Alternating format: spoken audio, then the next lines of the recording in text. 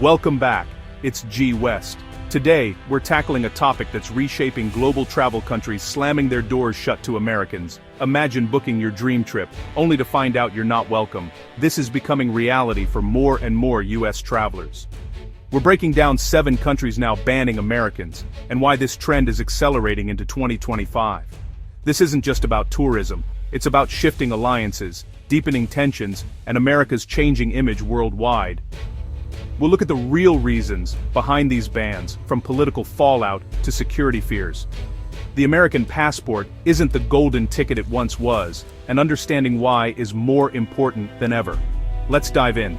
First up, Russia. Once a destination that drew millions of visitors, students, and business travelers from around the world, Russia is now closing its doors tighter than ever before. The US-Russia relationship has hit a new low, and the Kremlin's response is a near-total ban on American visitors. This isn't just a diplomatic spat, it's a sweeping move that impacts ordinary people, not just politicians. Officially, it's about national security, but the real story is retaliation for US sanctions and escalating geopolitical conflict. Each new round of sanctions has been met with harsher restrictions, creating a cycle of tit-for-tat measures that shows no sign of slowing down. Americans can barely even apply for a visa. Now, consular services are slashed and rejections are the norm.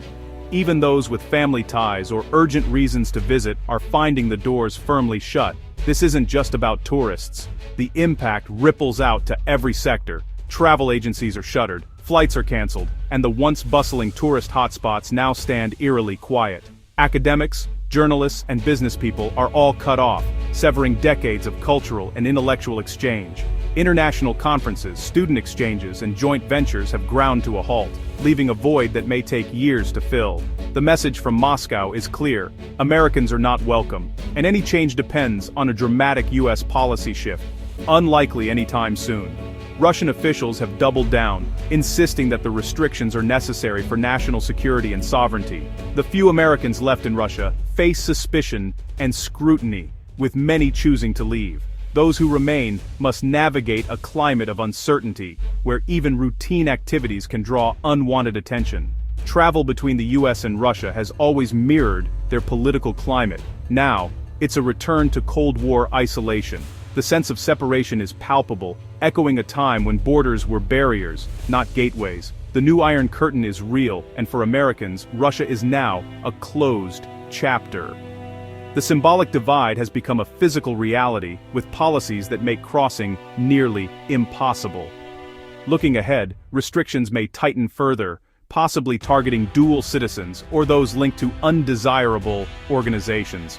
Experts warn that even humanitarian or cultural missions could soon be blocked. For now, Russia is a no-go zone, a stark reminder of how fast politics can redraw the map. The Iron Curtain may have fallen decades ago, but for Americans, it's back up, stronger than ever. Next, Iran, a nation whose relationship with the United States has been defined by decades of tension, suspicion, and confrontation. For years, restrictions on Americans hoping to visit Iran have been among the strictest in the world, with layers of bureaucracy and intense scrutiny at every step. But now, the door is almost completely shut, leaving little hope for even the most determined travelers. Decades of animosity, nuclear disputes, and ideological conflict have led to a near-total ban on American visitors. With the situation only worsening in recent years, Iran now views American visitors as potential security threats, especially after the US withdrew from the nuclear deal, reimposed harsh sanctions, and ramped up its rhetoric against Tehran. Recent high-profile incidents, such as the detention of dual citizens and accusations of espionage, have only hardened Tehran's stance, making the risks for Americans even greater. The government's message is clear: there will be no compromise, no easing of restrictions, until sanctions are lifted and what they call US aggression comes to an end. The result? Iran's rich history, breathtaking architecture, and vibrant culture are now off-limits to Americans. The small but passionate tourism sector that once welcomed foreign visitors has all but disappeared, leaving historic sites eerily empty. With no diplomatic breakthroughs on the horizon, the ban is likely to become even more entrenched, and there are growing concerns it could spread to Iran's regional allies, further isolating the country. For now, the wonders of Persia remain out of reach for Americans, a poignant casualty of a deep, unresolved standoff that shows no sign of ending soon. North Korea, no surprise here, but the reasons for the ban have evolved over time, reflecting a complex and often tense relationship with the outside world. Once, a handful of adventurous travelers could visit under strict supervision, but today, the doors are firmly closed. After the tragic Otto Warmbier case, when an American student was detained and later died following his release, the US government made it illegal for Americans to visit North Korea. In response, North Korea doubled down, closing its borders even tighter to US citizens and making it nearly impossible for ordinary Americans to enter. The result is a dual lock. Even if you somehow manage to get in, you'd be breaking US law and risking your life in a country where diplomatic help is almost non-existent. The risks are not just legal, they're personal and potentially life-threatening. North Korea's regime sees Americans as enemies, and state propaganda relentlessly fuels this hostility. The government's narrative paints the US as a constant threat, justifying strict controls and isolation from the West. The ban means total severance, no tourism, no cultural exchange, no citizen diplomacy.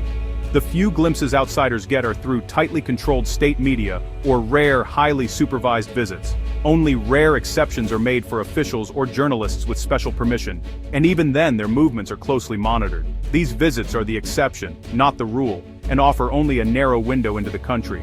The Korean War's unresolved legacy underpins this hostility, leaving scars that have never fully healed. The travel ban is just one modern symptom of that old wound, a reminder of a conflict that technically never ended. With nuclear tensions rising and diplomatic breakthroughs elusive, there's no sign of change on the horizon. For now, North Korea will remain off-limits, a mystery glimpsed only from afar, its secrets hidden behind closed borders. Number 4. Syria. The ban here is driven by war, not just politics. The country is a patchwork of war zones, with no functioning government to guarantee anyone's safety. The US State Department's do not travel warning is absolute. Kidnapping, detention, and violence are constant threats. The Assad regime views Americans as potential spies, and there's no US embassy to help if things go wrong. Once a jewel of Middle Eastern tourism, Syria's ancient sites are now inaccessible, many destroyed by conflict. The war has erased tourism and replaced it with danger and suspicion. With no end to the conflict in sight, Syria will remain closed to Americans for the foreseeable future. Venezuela, once a hotspot for American tourists, now one of the world's most dangerous destinations. Political hostility, economic collapse, and anti-American paranoia have made travel impossible. The US doesn't recognize Maduro's government, and sanctions have fueled a climate of suspicion. Americans are seen as spies or saboteurs, with arrests used as political leverage. The US embassy is closed, and there's no help if you get in trouble. Hyperinflation, crime, and unrest have destroyed the tourism industry. Airlines have pulled out, resorts are abandoned. The anti-American stance is only hardening, and the risk of wrongful detention is high. Venezuela's natural wonders are now overshadowed by crisis and closed to US travelers. Yemen, another country where travel for Americans is not just banned, but impossible. Years of civil war have shattered the country. With no central authority and multiple armed groups, the US is viewed with hostility by many factions, and kidnapping or detention is a constant risk. The US embassy is closed, and there's no official help for Americans in distress. Yemen's ancient cities and unique landscapes are now off-limits, with tourism wiped out by war. The humanitarian crisis is immense, and the dangers for foreigners are extreme. Even if peace comes, rebuilding will take years. Yemen will remain closed to Americans for the foreseeable future. Finally, Belarus, Europe's last dictatorship and a new no-go zone for Americans. Belarus's alliance with Russia and its crackdown on dissent have made it hostile territory for US citizens. The government's paranoia means any American could be accused of espionage or destabilization. The US has imposed sanctions and advised all citizens to leave immediately. The embassy is closed, and there's no consular support. Once a niche destination, Belarus is now isolated, airlines avoid it, and ties to the West are severed. As long as Lukashenko remains in power and aligned with Moscow, Belarus will stay off limits, with Americans at risk of being used as political pawns. There you have it, 7 countries now closed to Americans, each for complex reasons. These aren't temporary advisories, they're deep-rooted bans shaped by war, politics, and shifting alliances. The American passport no longer guarantees global access, and the freedom to travel is more fragile than ever. Stay informed, understand the risks, and appreciate the places you can still explore. Thanks for watching. Subscribe for more updates on global travel and geopolitics. The world keeps changing, and we'll help you navigate it. Travel safe, stay smart, and see you next time.